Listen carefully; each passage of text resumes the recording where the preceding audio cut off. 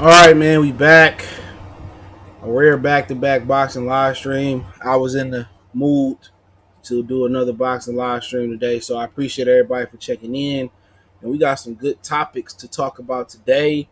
ESPN viewership with the Shakur Stevenson and Felix Caraballo card wasn't so good. We're going to talk about that. Also, it looks like Maurice Hooker and Regis Prograis won't run it back, and I'm explaining what's the issue with that. And they counting our boy out, man. They counting Deontay Wilder. Even if you don't claim Deontay Wilder and you claim to be an American, that's your boy. That's the guy we riding with. So let's get into it. I do appreciate everybody for checking back in. I appreciate everybody for hitting that subscribe button, bell icon button, sharing the videos. I do. Like I said, I need as much support as I can get. If I'm gonna keep talking the real shit and keep putting it down, they not gonna promote my channel. It's gonna be up to the people to share it. And like I said before, I got a whole nother platform coming. I'm working on that right now. Um, so you might see a situation where, I might have some people come on, my next platform and talk about boxing or just different things. You might see more interviews, and I might step out there on this platform and do that. So it's some things that I am considering. But once again, don't forget to check out our sponsor, the Help Blaze at thehelpblaze.com. Promo code Goodfellow1Boxing get you 18% off the 100% all natural products. Check them out, man. Goodfellow One Boxing is the promo code www.thehellblaze.com. It's the website promo code description. They limit toothpaste and 100% all natural products are the bomb, so check them out.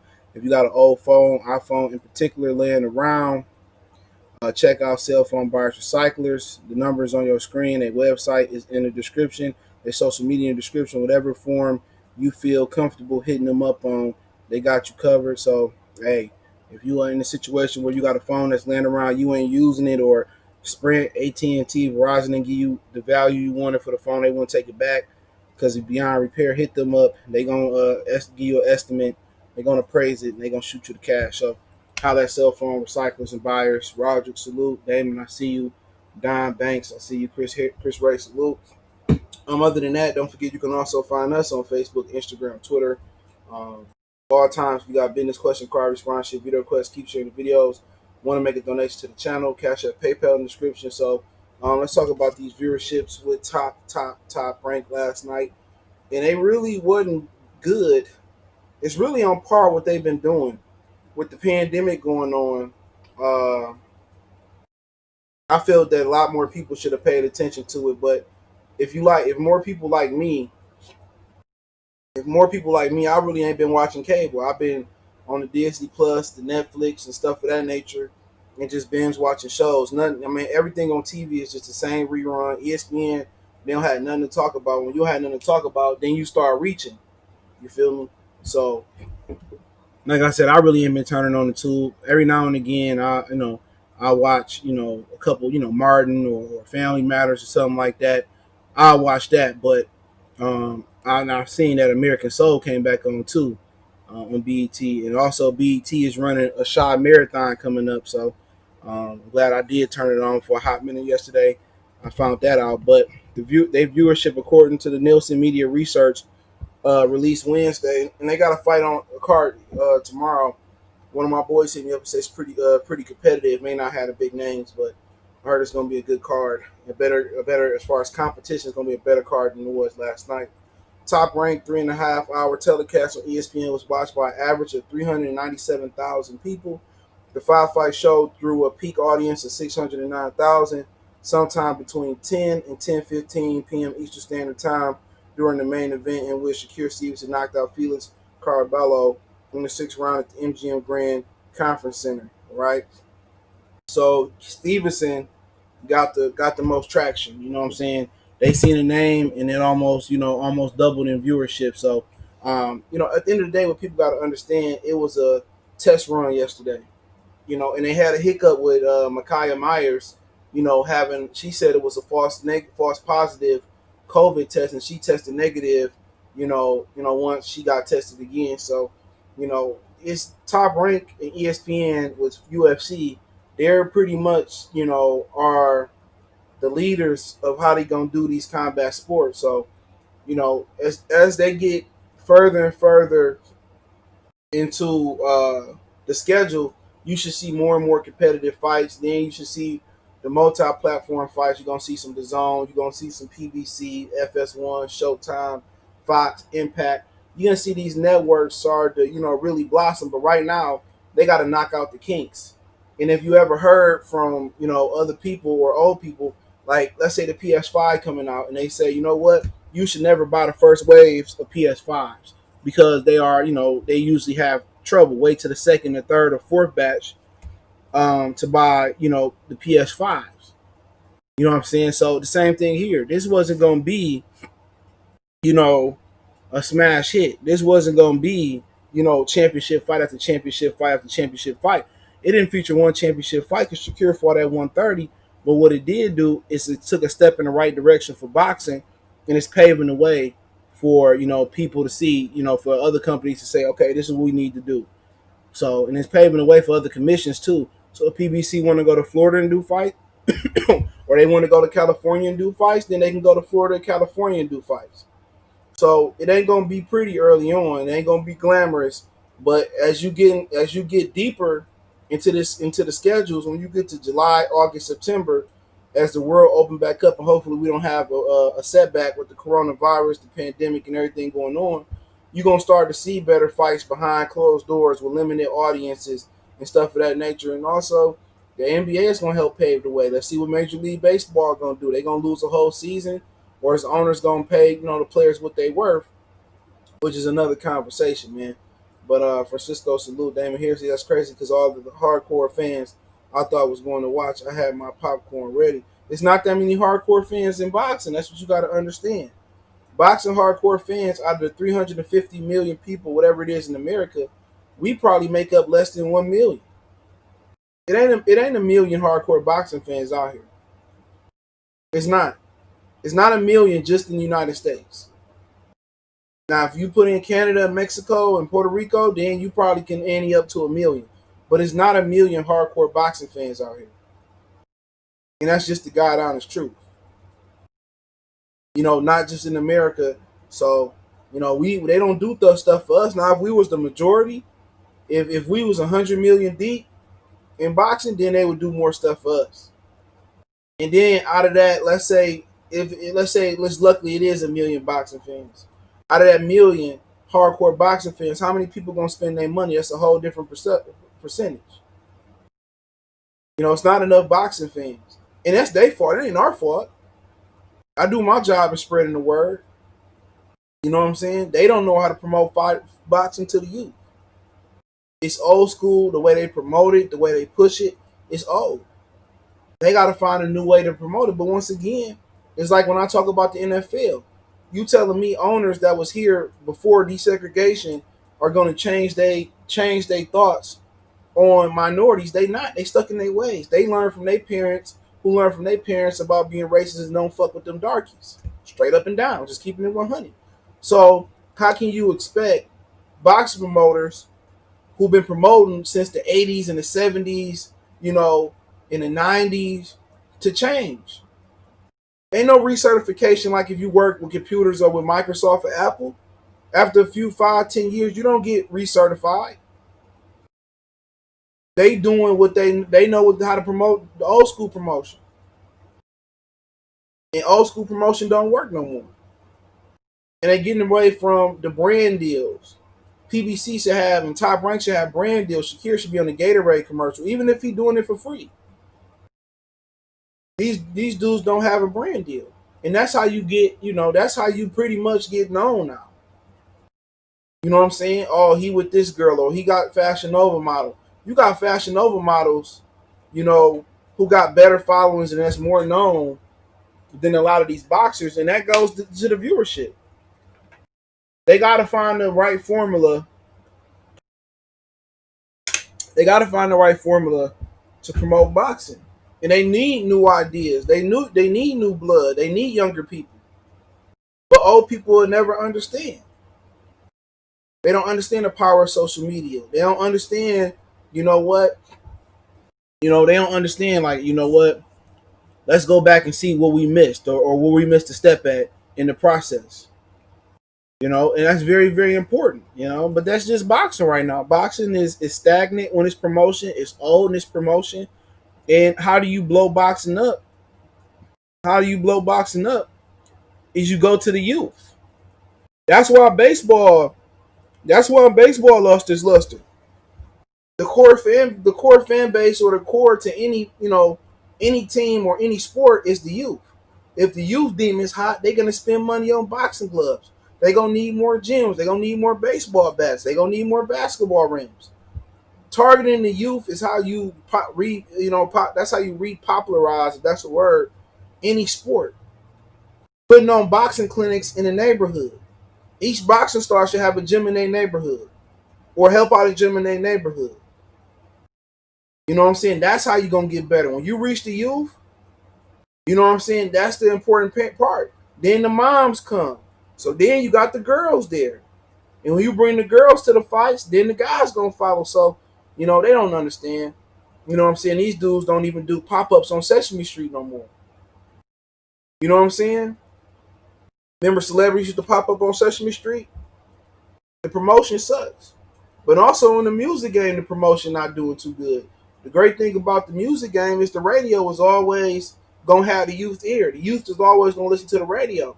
If it's Stacker, or if it's Pandora, or if it's at whatever it is, the youth is always they always gonna have the radio. The radio always gonna have that power. Boxing and sports like baseball need that radio.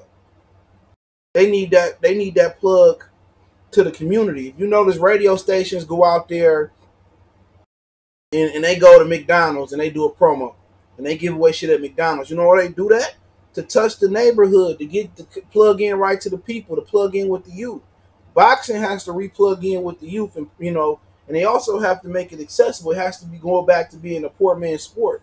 And then when it goes back to being a poor man's sport, when they connect with the people gonna watch it, man. But hey, those viewerships for me I didn't really like them. You know what I'm saying? I thought it should have been a lot higher. They should have easily been able to eclipse 1 million. But that just lets you know how many people don't care about boxing no more. Straight up and down. Any sports fan should have been fiending to see anything. Anything. They should have been fiending to see anything on a Tuesday night. The majority of America hasn't went back to work. The majority of places have not been fully reopened.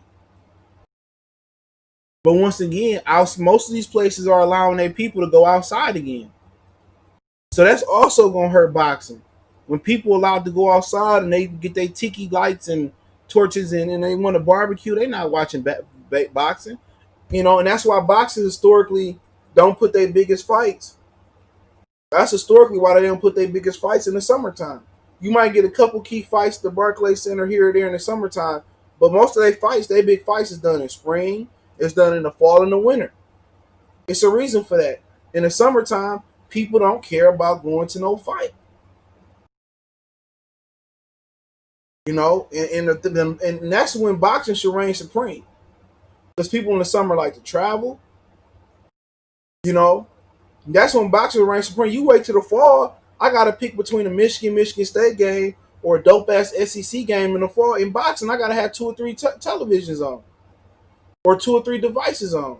I'm watching the football game on the tube, on the laptop, and then I gotta compete against two other. I gotta pick two other boxing fights I want to fight. I got a fight on the zone I'm trying to fight. I got a fight on ESPN I'm trying to fight. I got a PBC fight on Fox Sports 1 or Fox. It's just they not smart at all.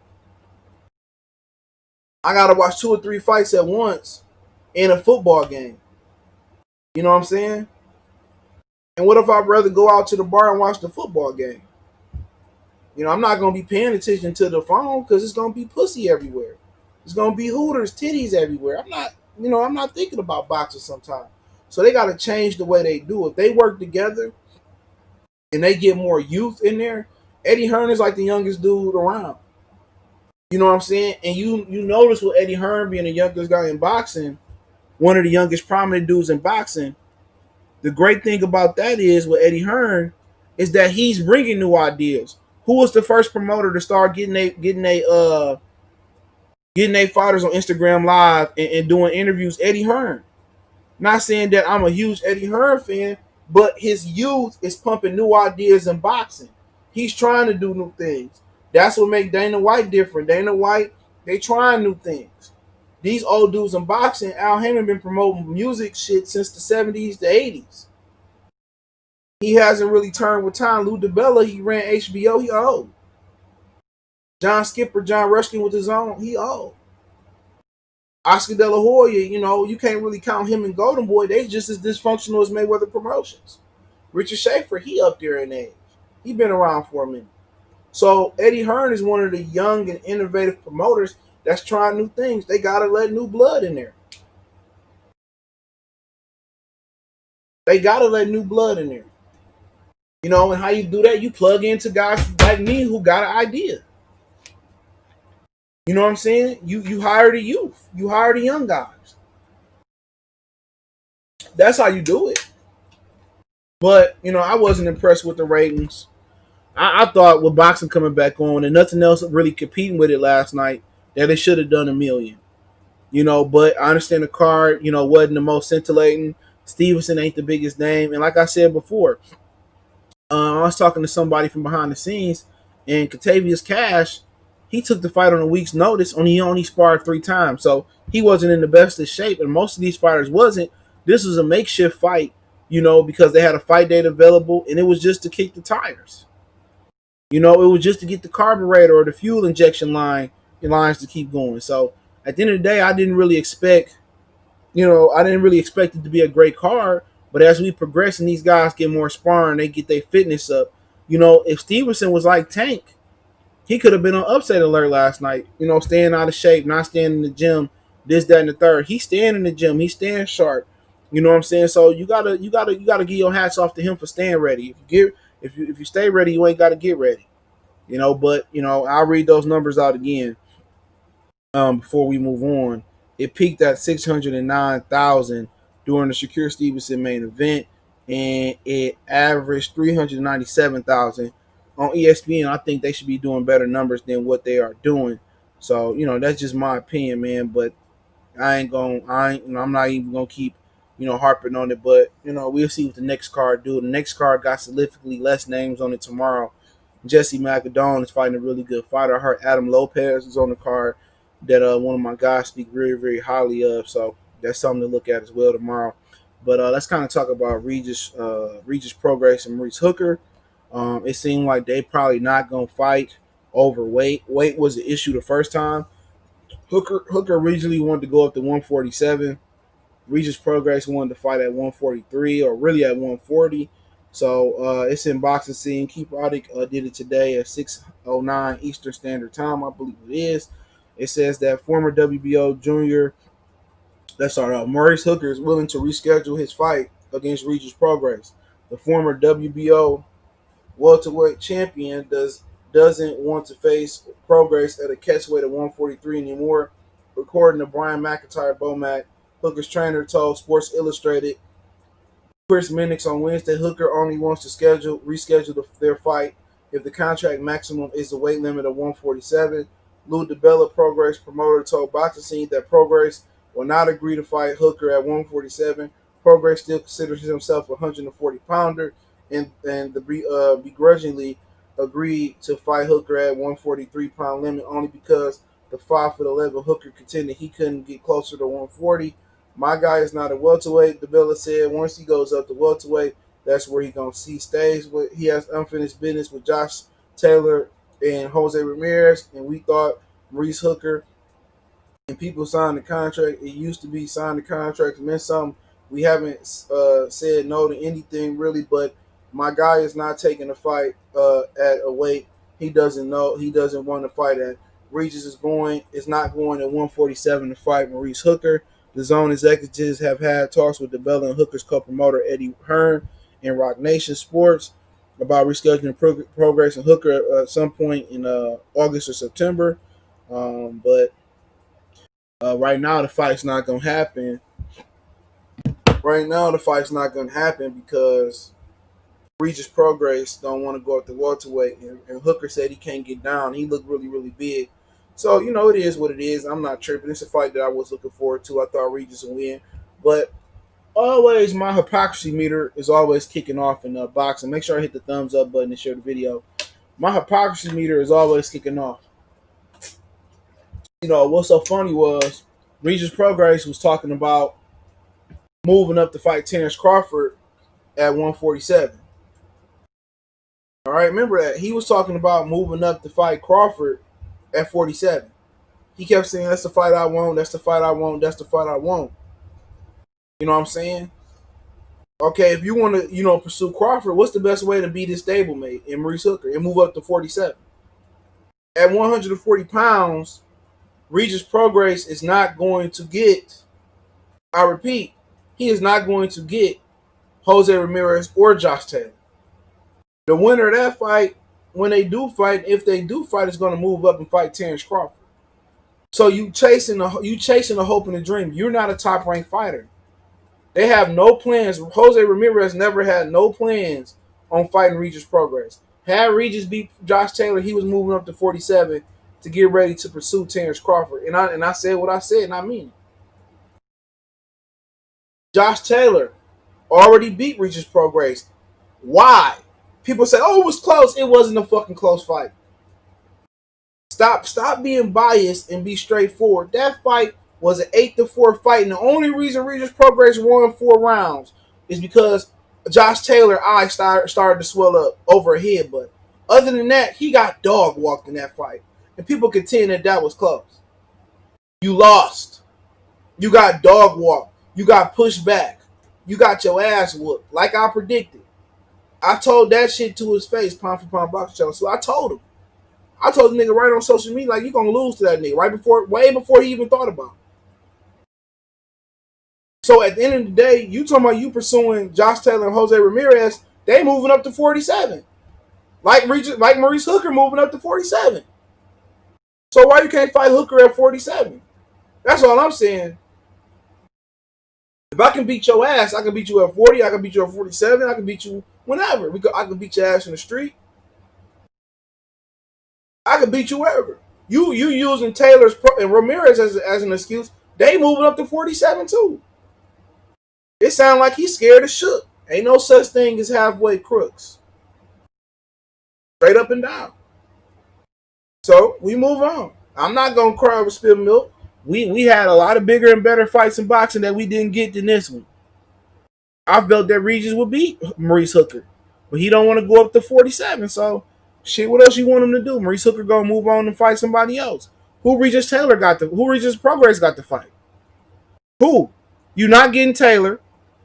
You're not getting Ramirez. You lucky if you get Mikey Garcia. Just keeping it real. If Mikey don't fight Pacquiao, then maybe you get Mikey Garcia, and I understand it. That's a bigger fight for you. But other than that, you look at all the champions in the division, and I'm gonna pull them up. Give me a minute. I usually have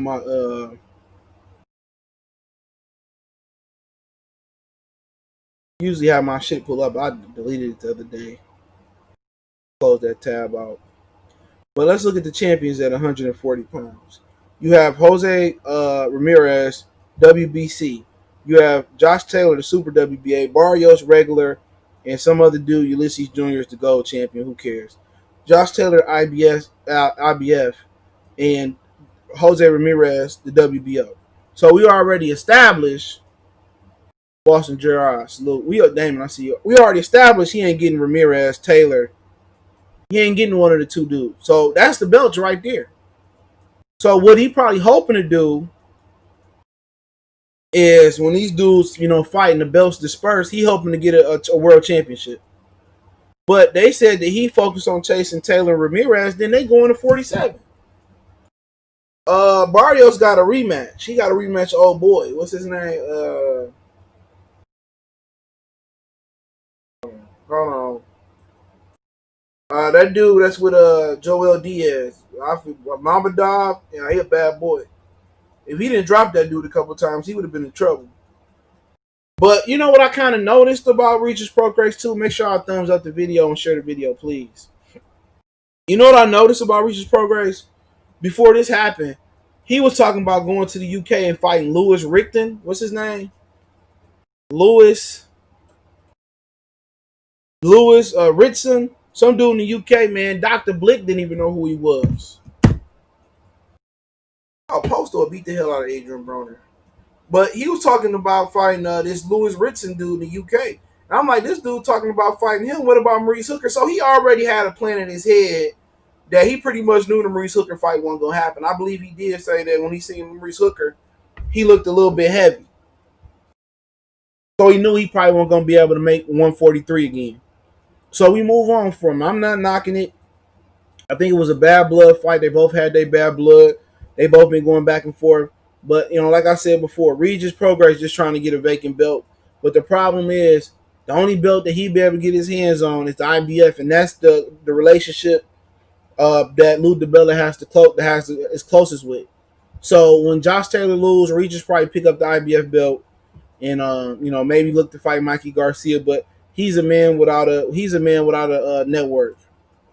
PBC don't want him because they exiled Lou DiBella for trying to make Deontay Wilder and AJ. ESPN, obviously, he ain't, they done some work before, but they not about to serve Ramirez or Taylor to Regis. Even if Regis fought for free, the winner is gonna go fight Terrence Crawford. You know what I'm saying? Postal is with PBC now. Barrios is with PBC now. Regis Progress is with PBC now. And if Teofimo Lopez move up and knock Lomachenko, he beat Lomachenko and knock his dick in the dirt. He move up to 140. He would top rank. They probably gonna put him in a position to get a belt. Um, Devin Haney is with the zone. So would Devin Haney consider fighting, Regis Progress? Who knows? So Progress is in a position where big fights is coming there, but he don't have a running mate. Takes a look. He don't have no cosign. Al ain't gonna co-sign him for what I just explained. Top Rank ain't gonna sign him. You know, had he maybe beat, Josh Taylor, maybe Top Rank would have signed him, but Jose Ramirez never wanted to fight that man. So I mean, like I said before, man, for Regis, it's tough. It's tough trading right now. All your competition going up to 47. Everybody. Taylor gonna be going up there. Ramirez gonna be going up there. Hooker going up there. You know what I'm saying? But maybe he don't feel confident. I mean, when you get pushed around by a Scottish fighter like he did Josh Taylor, maybe Josh Taylor just special, or maybe he was too small for 140. And remember, Regis Progress had to strip his clothes off at 142. So it sound like to me he ain't confident about moving to 47. That's what it sounded like to me. It sounded like he waiting for Mikey Garcia. I ain't mad at him. But once the division change over and Ramirez and Hooker fight and the winner move up, I mean, who you looking at? A Victor Posto, he probably gonna lose to Ramirez. The Barrios, he don't bring no money. You're gonna fight Barashnik, if he beats Zepeda, maybe. But what that get you? They don't get you. No, none of these dudes make you stars. Devin Haney and Tio probably not gonna come with nowhere near Regis Progress right now, and we all can understand why. What he gonna do? Robinson Jr. But PBC don't play ball with Lou DiBella. So only belt that Regis can get is the IBF belt and just call himself a two-time 140-pound champion. That's it. But if he go to 47, you know, um, why not? I mean, why not go fight 47 right now? Why not? Why not fight Hooker and then put your name in the Crawford sweepstakes? He ain't got nobody to fight. Why not? You can move up and get a shot at Crawford right now. You can move up and get a shot at Crawford right now, but he really don't want to smoke. He talked all that shit about fighting Terrence Crawford and this, that, and the third. But when it really came down to get down with the get down, he don't even want to fight Maurice Hooker at 47. Why not? Beat Maurice Hooker and then if most of us don't believe Manny Pacquiao. Most of us don't believe Manny Pacquiao is going to fight Terrence Crawford. So Crawford is still going to be looking for an opponent come 2021. So why not step out there? Why not step out there, fight Hooker? Then if you fight Crawford, you confident you could beat Crawford. Then you can get your rematch with Ramirez and Hooker. They gonna be looking to fight. The winner gonna be looking to fight you. But it just sounds like to me he on some bullshit. El Micho, El Micho. Sorry, if I butchered your name. It sounds like he on some bullshit. Straight up and down. Beggars can't be choosers. If you won, you could have choose who you wanted to fight. But I'm telling y'all, most of these dudes be bluffing. Oh, I'll beat his ass. I'll fight him. Oh, Crawford, I'm gonna whoop your ass. Right now, ain't nothing but space and opportunity, my nigga. You can fight. You can fight Kell Brook. You can fight Hooker. You beat Hooker, which I think you would have beat Hooker. You know what I'm saying? Then you move up. Don't ask me about Broner, bro. Broner can't beat nobody. He move up, and I mean y'all can fight at 47. He can fight Terrence Crawford and get the bag. Straight up and down. He not confident, bro. If he want to stay at 140 pounds and get it on, I'm not mad at him. But what's so funny was he was talking about fighting this Lewis Ritson dude. Like, who the fuck is him? He talking about fighting Lewis Ritson. When he supposed to be getting ready to fight Maurice Hooker, he knew that fight wasn't gonna come together. Junior Absolute, I ain't trying to hear that. He said JW Sports TV said quarantine radio getting more views than Shakur Stevenson on ESPN. Shake my head, crazy. That's a nigga from Toronto shit, Tory Lanez. But it's boxing. Boxing. The nigga can't make the weight. He can't make the weight. So they can actively just split ways and part ways and do other things. It's another fight we not gonna get. But my whole thing, everybody is going up to 47 anyway. But I think Taylor beating the shit out of Regis Prograis scared him to go to 47. I think the way he got out muscled, out worked, out pushed, I think he can't survive there. You know what I'm saying? I think he don't think he can survive there. So, like I said before, that's a fight that y'all thought y'all was gonna get that fell through. You can't even get the grudge matches no more. Why not just move up to 47 and beat Hooker ass? Why you just can't move up to 47 and put them hands and feet on him? You know what I'm saying? Beat his ass. You know? I don't understand why he couldn't. First card out the box, I didn't respect Shakur to have good numbers. He's still a prospect mode. Most people true. Why Shakur looked like his power not there at 30? I don't think he was. I think he was carrying dude. To be honest, I think he was cutting rounds, and he could have stopped him at any time. He was carrying that dude. I don't think he was. I think he was looking to get rounds in. He could have took him out in the first round. He was carrying that dude, man. He could have threw that body shot at any given moment. He just waited. But yeah, it is what it is. No progress in Hooker. Maybe they can incentivize progress to move up. But if not, I'm not gonna cry over that shit. Greater fights have fell apart. Greater fights have fell apart. So I'm not like angry or upset at Regis, but you know what I'm saying? He talk a lot of shit for a motherfucker to be backing down. Everybody moving to 47. I don't know why, because Spence ain't giving nobody a title shot. I mean, everybody moving up there because it's people get it's opportunity. Josh Taylor Ramirez, the winner gonna fight Terrence. That's already in the stone.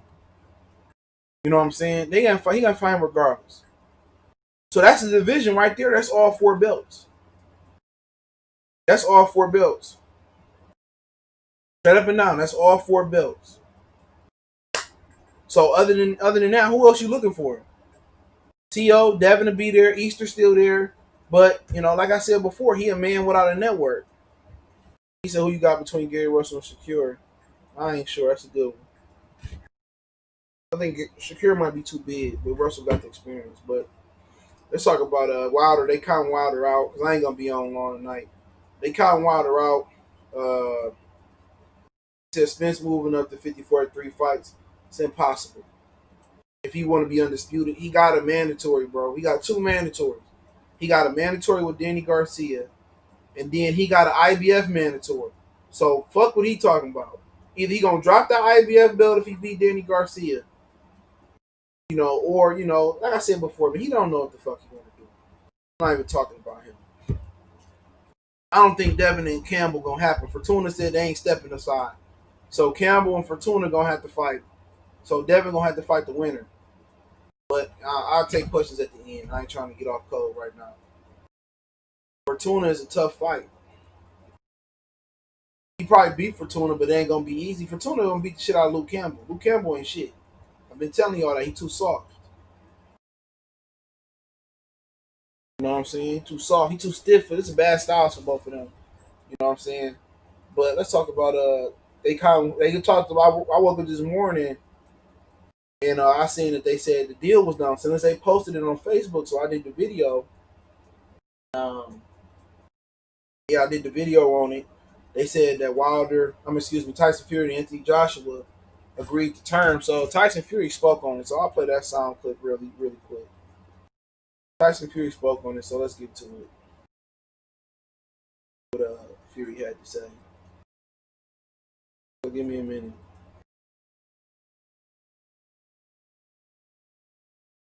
Pull it up.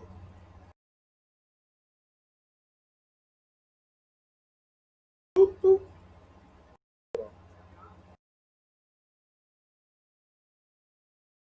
Here we go. Hello there. I'm just after getting off the phone with Daniel Kinahan. He's just informed me that the biggest fight in British boxing history has just been agreed. Get up there, my boy! Big shout out, Dan. He got this done. Literally over the line, 2-fight deal. Tyson Fury versus Anthony Joshua next year. One problem, I just got to smash Deontay Wilder's face right in the next fight. And then we go into the Joshua fight next year. So there we are. The Gypsy King versus AJ is on for next year, but there is a hurdle in the road called the Bronze Bomber, aka the Knockout King, and I will get onto him and knock him spark out, and then we go on to the big fight. So big thank you, Dan, for getting this deal over the line. All the best. God bless you all. See you soon. Peace out. So they count Wilder out. Make sure y'all share the video, man, please. Share the video, hit the thumbs up button. It don't cost a motherfucking thing to share it on social media. Hit the thumbs up button. So they kind of Wilder out. They doing the deal, you know. Financially, it's agreed to 2-fight deal, similar to what Deontay had going on. Deontay and Fury had a 50-50 deal for the first fight, 50-50 for the second, and the winner got the split in the second fight for the 60-40 upper hand in the third in the trilogy fight. So like I said, for Deontay Wilder, if this don't motivate you, you know what I'm saying, I don't know what is. And I think this is actually a pretty good bet to take on, is picking Wilder to beat Fury this time, because boxing is seemed to always go against the grain. The conventional wisdom was, in the first 2 fights, Fury probably gonna outbox him. If he gonna win, Wilder only can win by knockout. You feel what I'm saying? So at the end of the day, they making moves. They making moves that, you know, like Wilder not there. You know what I'm saying? Because I'm telling you this right now. In boxing, they gonna find certain ways to make certain fights. Straight up. They gonna find ways to make certain fights.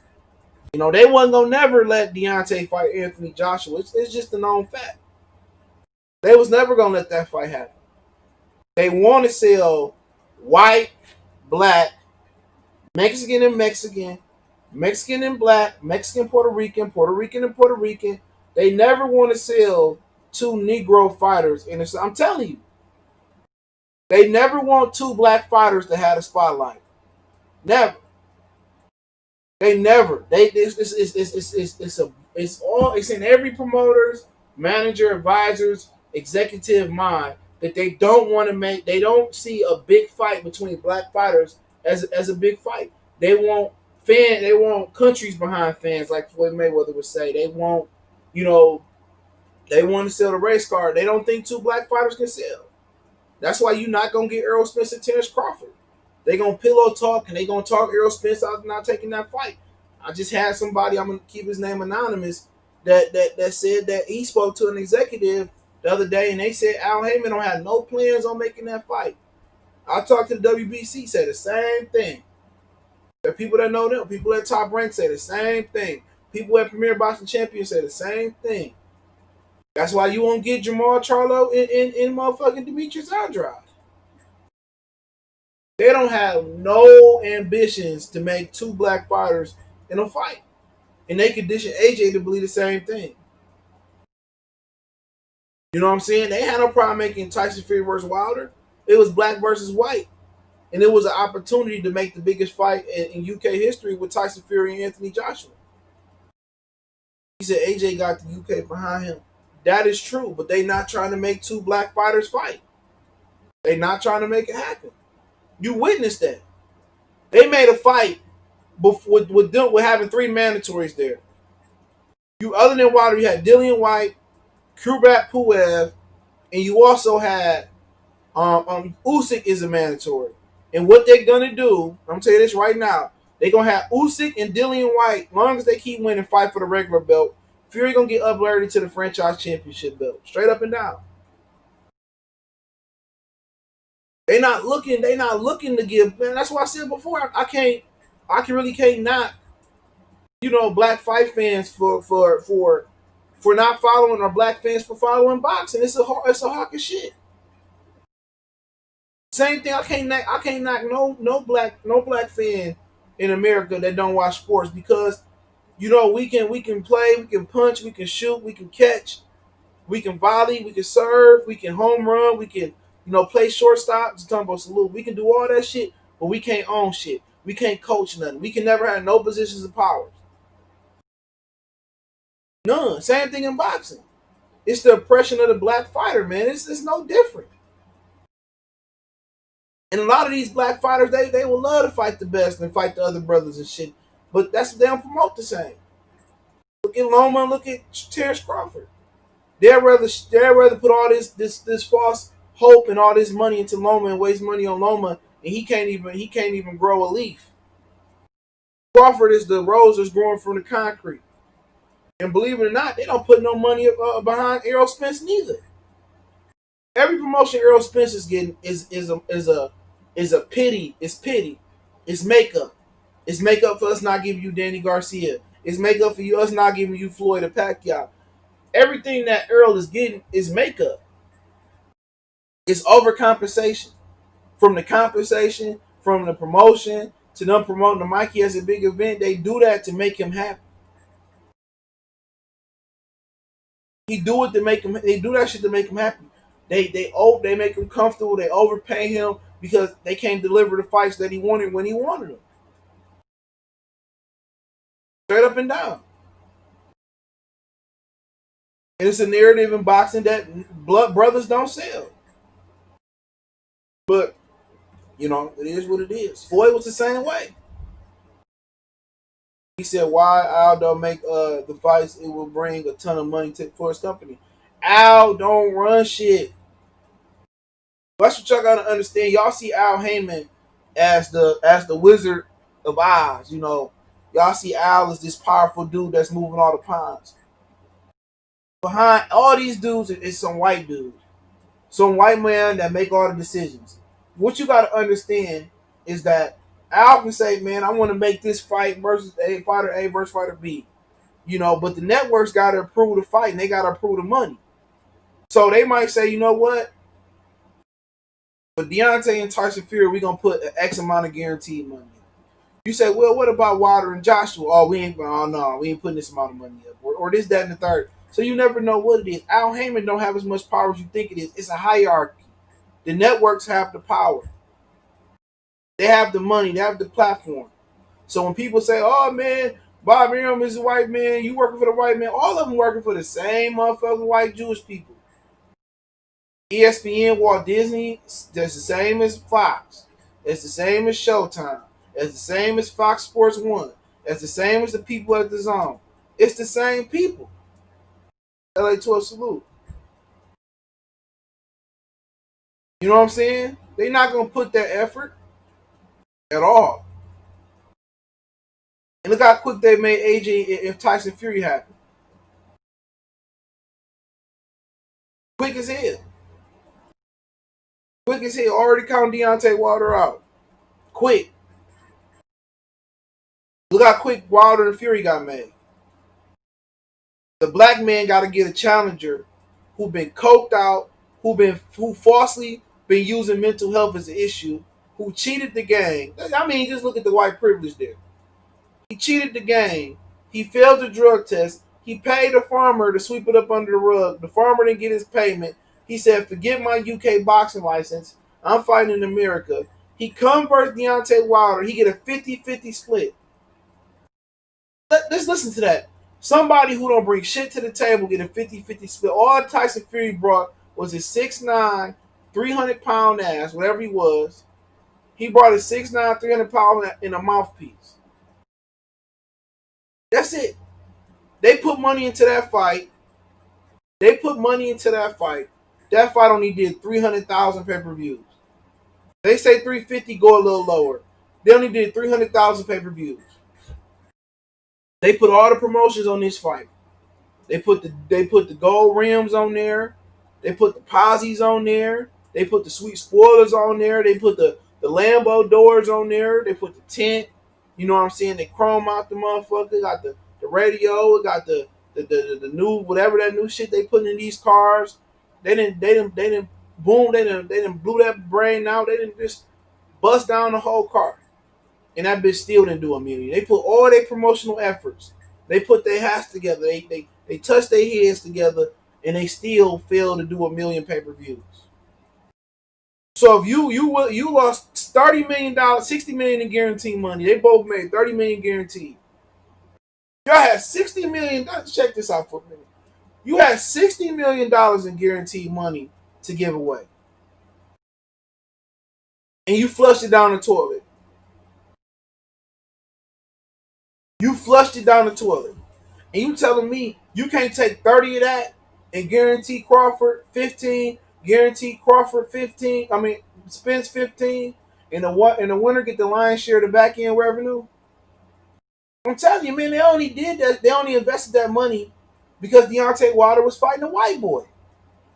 They always gonna, hey, come on, man. Ain't no way Deontay Wilder should have ever gave Tyson Fury 50-50. He should have never gave Tyson Fury 50-50. For what? Twice. He gave 50-50 in the first fight. He ducked the original rematch, came back and still got 50-50. You tell me who the fucking manager of the year is. Whoever managing Tyson Fury is the pimp of the year. I don't give a fuck how bad these dudes want that fight. Ain't no way Errol Spence giving Crawford 50-50. And he bringing the belt to the table. And he bringing a bigger name in America to the table. Ain't no way Canelo Alvarez giving Jamal, Caleb Plant. He ain't even giving Triple G 50-50. You know what I'm saying? And people scream Al Heyman, bro. That Al Heyman been the number one Deontay Wilder hater in the world, bro. When he took Charles Martin and fed him to AJ and made AJ a champion. And Eddie Hearn turned around and greased his asshole and fucked it real good. And then tried to take his fighters. Come on, man. Come on. This dude took a crackhead off the street with a nice little butt. Maybe has some potential. Deontay done clean the bitch Fury up. You know what I'm saying? Taught the bitch some table manners. Put her in a nice little dress, and he done housed a crackhead prostitute. He done wifed her. That's what he did. He sat here and he groomed his downfall. Cleaned her up, washed her feet, did her toes, and he turned around, get the bitch good credit, paid her student loans off, took her to, got her a good job, and all of a sudden she turned around and left him and got with another dude. That's what happened with Deontay Wilder and Tyson Fury. That's what happened. That's what happened. Y'all talk about Al Heyman and genius, man. Al Heyman ain't checking off none of the boxes, bro. None. He ain't making the best black fights out there. Give me a minute. He ain't making the black fights we want to see out there. He not making the best. He not making the best in-house fights out there. He ain't looking out for the brothers. He's still looking out for Leo Santa Cruz and Juan Gary Russell, his family. Shit, man. If anything was a raccoon, it looked like it was Al Heyman. What box is Al Heyman checking off? He giving you the best. Oh, Al, give us the best fights and put $100 price tag on it. You know what I'm saying? He let Pacquiao come over here and eat. Just eat. Sold out Deontay Wilder, bro. Sold him out. He sold that man out. Will Books, he sold him out. 397,000 the average, Johnny. And Shakur peaked, the main event peaked at 609,000, I believe it was. Some boxing scene. Salute. Telling y'all, man, he fucked Wilder over. Letting Mayweather announce his fights on this fight weekend. Great. Talking about the mismanaged fighter of the year is him. Wilder should be unified WBC IBF champion, bro. And what Pac-Man gonna do? Run to the zones? Probably is. If they got any money left. And fight Mikey Garcia, another dude who ran to the zone and left PBC. I mean, come on, man. You can't write a book, man. Come on, man. You can't write this shit, man. If I put this show on Netflix, y'all wouldn't believe it. Oh, this should have never happened. Al Heyman is boosting them up and they run into other networks and they getting groomed. It's just crazy. And now they making fights around Wilder. I mean, part of you want to look at Wilder and his team and probably say, you know what? The reason you probably didn't fight AJ was probably because it was more your fault than their fault. Check this out. They took Lou DiBella. Lou DiBella tried to make the fight happen. Lou got exiled, and that means he gone. Lou got banned from PBC for trying to make Wilder and AJ. Al Heyman had Wilder thinking, oh, this fight got to be on pay-per-view. And they brainwashed the fans to think pay-per-view the way. Look here, man. Y'all told me Tyson Fury and Wilder was going to be a big-ass fight. It only did 800,000. It probably did really somewhere in the 700,000 to keep it real. Make sure I hit the thumbs up button and share the video for your boy, please. Share it somewhere. Facebook, Instagram, Twitter. I don't give a fuck. Snapchat. I don't care where you share that. But shit, share it with your mama and your baby mama. But they brainwashed him. Oh, it got to be on pay-per-view. We got to be in control of the money. What does it matter? The zone say I'm gonna give you $50 million to fight AJ, $40 million to fight AJ. I'm cool with it. I'm pretty sure they didn't make $10 million in pay-per-view revenue. I don't give a fuck what he getting. If I feel I can beat that man, and they give me $40 million for one fight, and I ain't never made that before, and he still ain't made $40 million in one fight. He still ain't made 50 in one fight. And I could have fought AJ for $40 million, man. Come on, man. You out your mind. And I'm going to whoop his ass again and make 80. So if AJ fight me and he make 100 and I make 80, or he make 200 million, I'm not mad. Because I know this ain't the end for me. I can still turn around and fight Tyson Fury. And I still can make 30, 40, 50, 60 fighting Tyson Fury.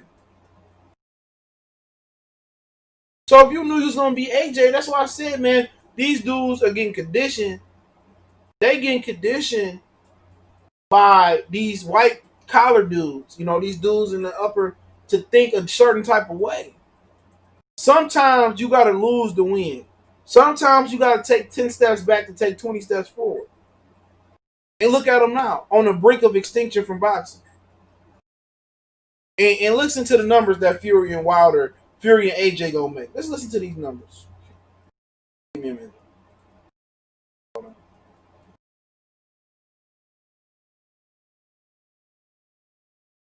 Listen to these numbers that they can make. All right, it says first fight 50-50, second fight 60-40 in favor of the winner.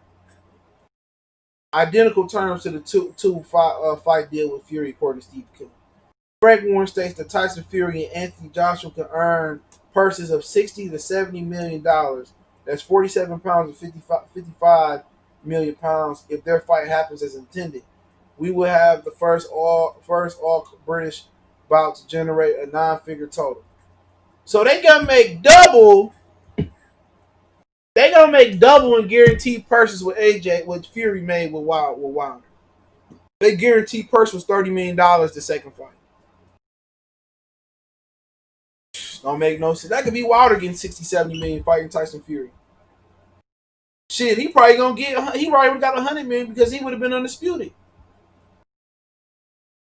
And if let's just say, I'm probably gonna put some money on Wilder.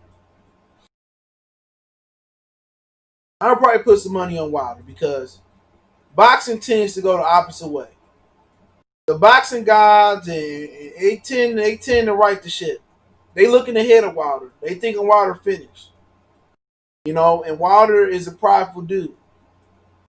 He should work harder. He should study film as much. Tyson Fury can easily be beat. This motherfucker ain't the best heavyweight. He ain't Joe Louis will probably fuck him up. Just because you big, it don't mean nothing. Steve Cunningham putting him on his ass. Mike Tyson would have destroyed him. Riddick Bowe would have ate him for breakfast. He ain't shit special. Deontay Wilder, see, they don't mind using us to build them up. But when it comes to us using them to build us up, like I said before, let's just say hypothetically, you know what I'm saying? Devin Haney beat Lomachenko. Let's just say that happened. They fight, he beat him. They're gonna do anything to diminish what Devin Haney did. Oh, Loma was old. Loma was never that good. But if Loma beat Devin Haney, see, he beat y'all Black Jesus, and I told y'all Devin Haney wasn't shit, and Loma's the GOAT. That's just what we dealing with in boxing, and it's nothing it's no narrative that we can control. We could be on the Underground Railroad, landing the tracks on YouTube all day, landing the tracks on Anchor and Podbean, whatever the fuck that shit called. We could be laying the foundation all day, but it's all about what ESPN say. ESPN got people thinking that Steph Curry the greatest point guard of all time. Get the fuck out of here. People they got people believing that Barry Sanders is the greatest. I mean, not Barry Sanders, but LeBron is the greatest player of all time, and people believe that shit because they truly control the narrative. They got people believing that Loma's the greatest fighter. He's the white Floyd Mayweather. Even with people in their own eyes can notice that he not, but they control the narrative and they run with it. You know what I'm saying? And they run with the narrative. But that's how they do us. When Floyd beat Canelo, he was too young. But before all that, what was Dougie Fisher saying? Oh man, it's young man sports, and I expect Canelo to beat him. When Floyd made it look easy, they diminished him. You know what I'm saying? Same thing with Roy Jones when he was running through everybody, Montel, James Toney, Bernard Hopkins, you name them. When he was running through them, you know what I'm saying? Oh, he boring. This, that, and the third. He go up to heavyweight. Okay, this, that, and the third. When he get knocked out by Antonio Tarver after really beating him in the first fight, he didn't have to rematch Antonio Tarver. Oh, he got a glass chin. He was overrated. They do us like that.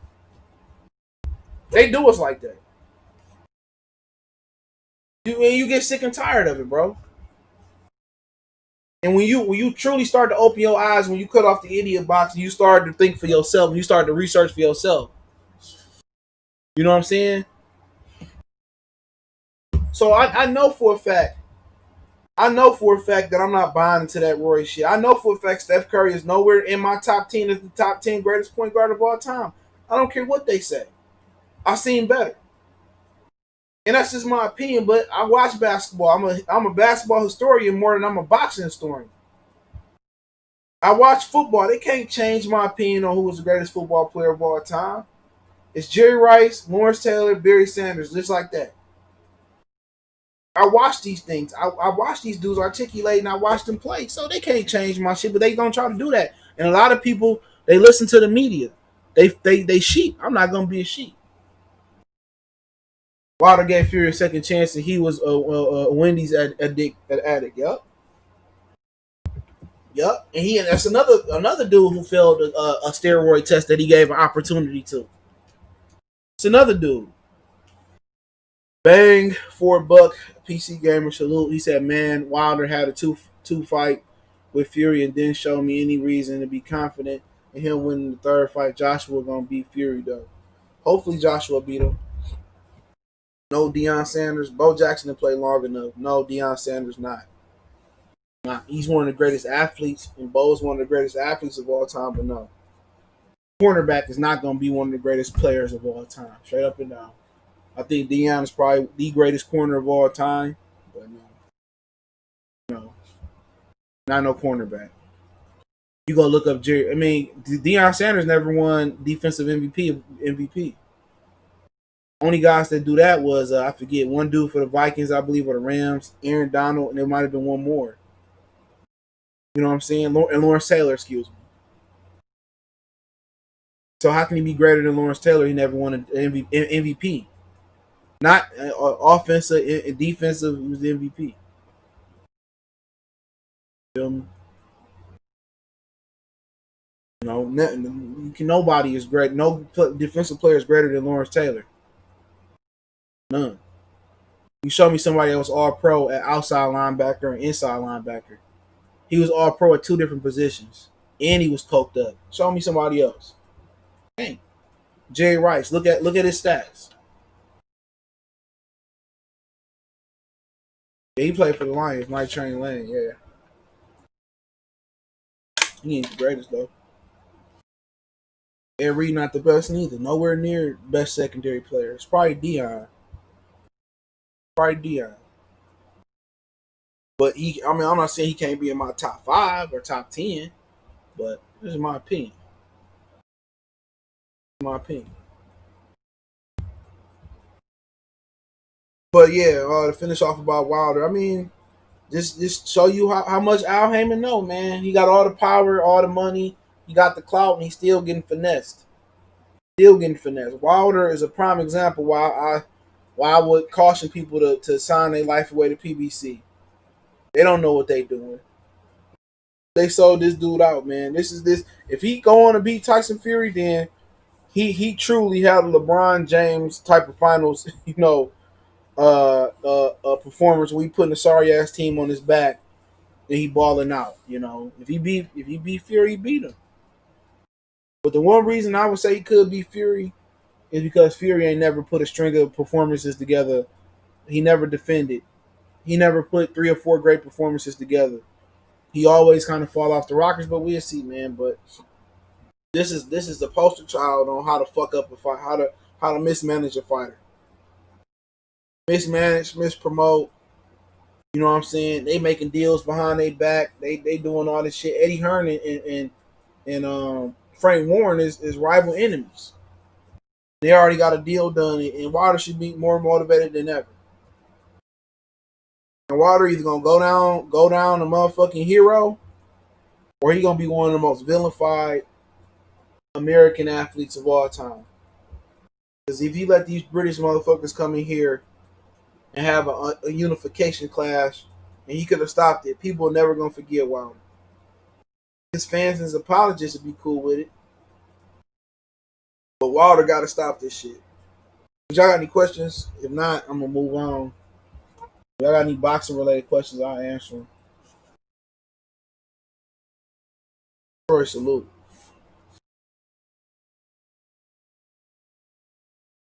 Who do you think, Estrada or Roman Gonzalez? They already fought. Didn't he beat Estrada?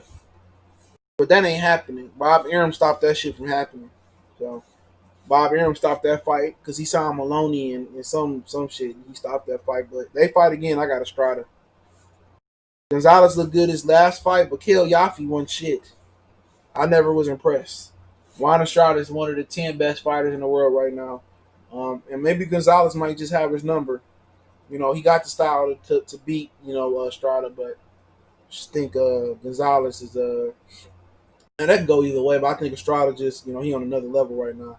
It's going to be the best comeback by a black fighter ever in this today's time. I hope you do it. Me too. Boston Jerry, you think Roy Jones was juicing in the second Griffin fight? I don't know.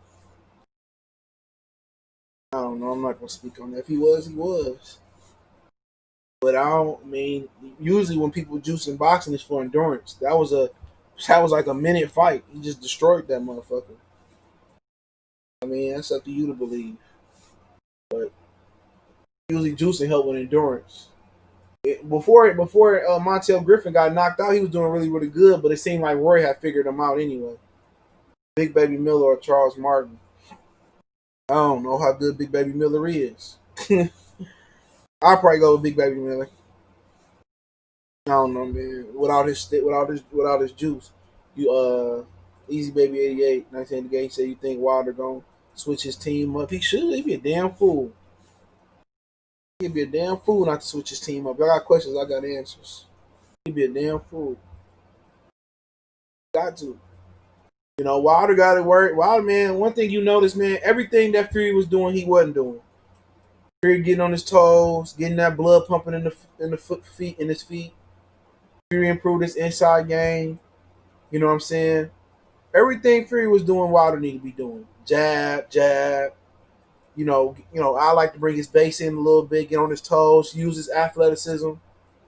It's crazy, man. It's a lot of shit he wasn't doing. Learn to put punches together, punches in bunch. And if Wilder punched in combination, it'll be over with. Sean Porter might fight Josito Lopez. Where you hear that at? I heard they tried to get him to fight Lopez before the pandemic. He said he didn't want to fight Lopez, so he wanted the easy fight. But I know that was the fight they was trying to make before the pandemic. That was the fight they was trying to make before the pandemic.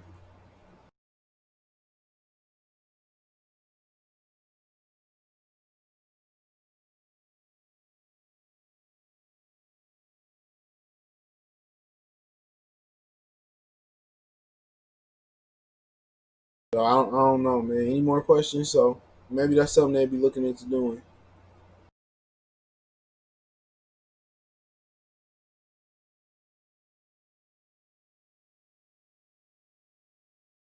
What you think about last night Ward Bradley Kriegel race discussion? Yeah, that Bradley shit was deep.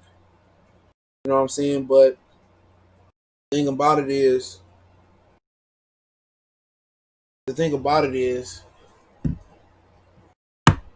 these dudes, man. I have a hard time. You know, what's be killing me is a lot of these dudes. Oh, how can I say this? I'm just trying to phrase this in my mind. I'm gonna put it to you this way, right? And I was gonna speak on this at one point on my other channel, but I just said, nah, maybe I'll talk about it.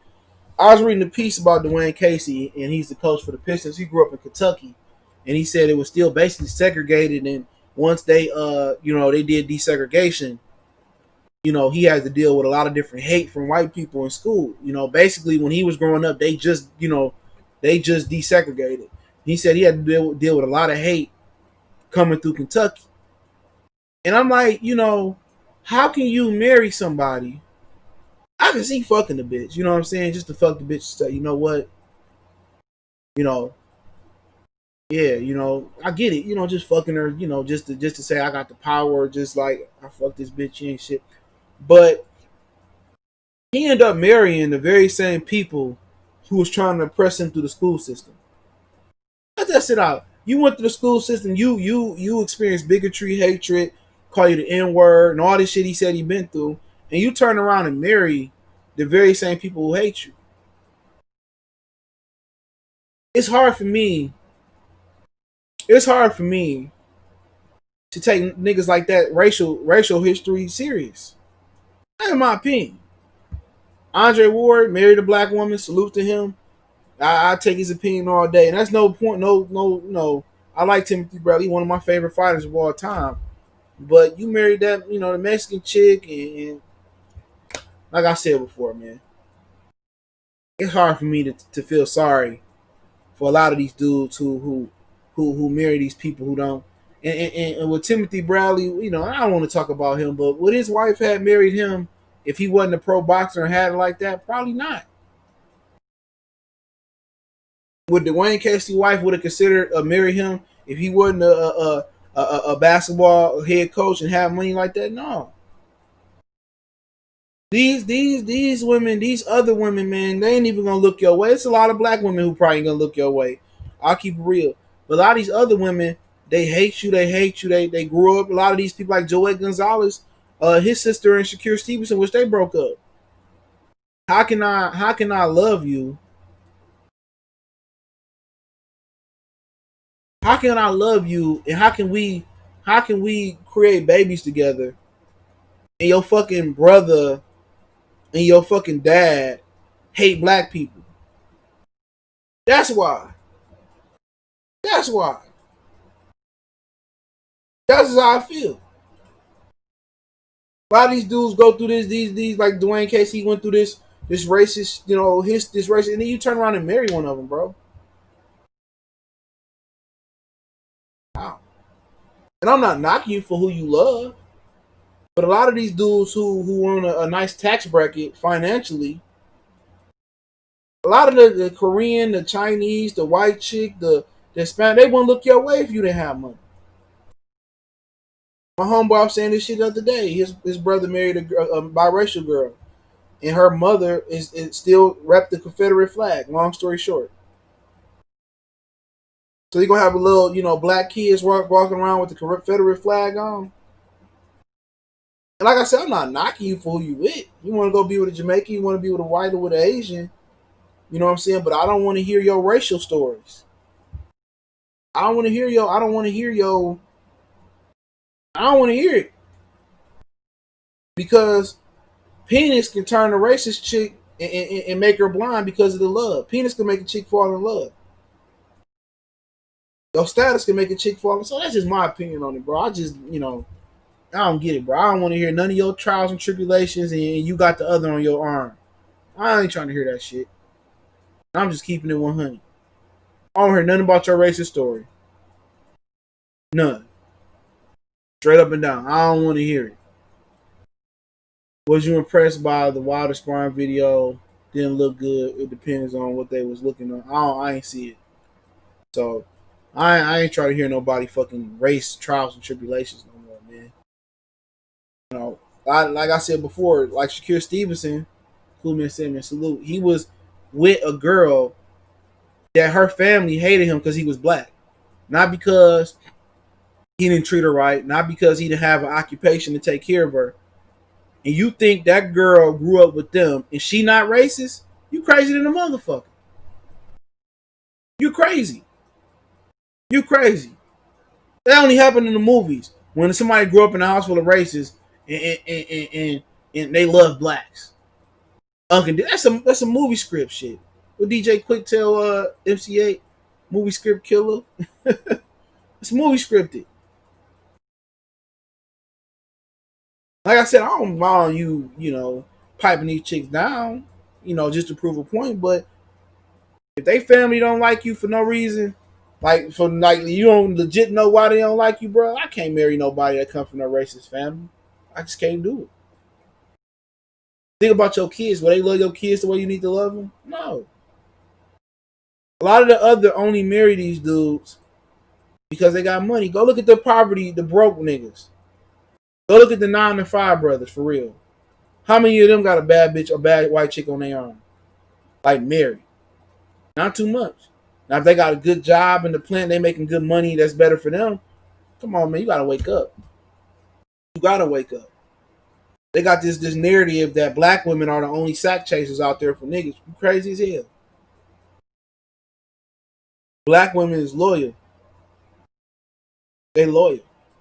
They difficult. They come with a lot of other, shit to deal with. But the majority of them, if you got the right one, they loyal. Really, really loyal. They'll turn on your ass, but they loyal. So I don't want to hear nobody else. I don't want to hear nobody that's swirling. I don't want to hear their racial fucking. I don't want to hear their racial shit.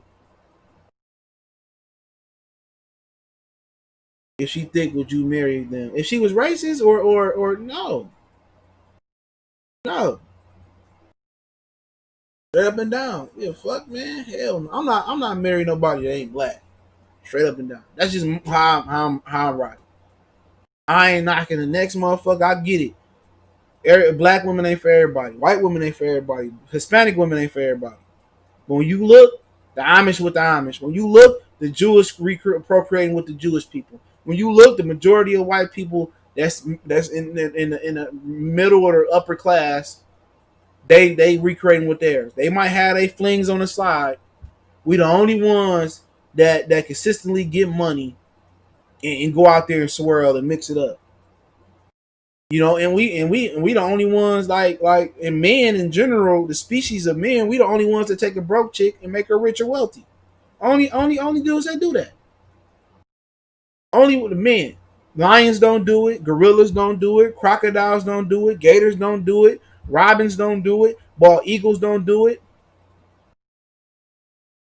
We the only ones that do that shit. Rodriguez, salute.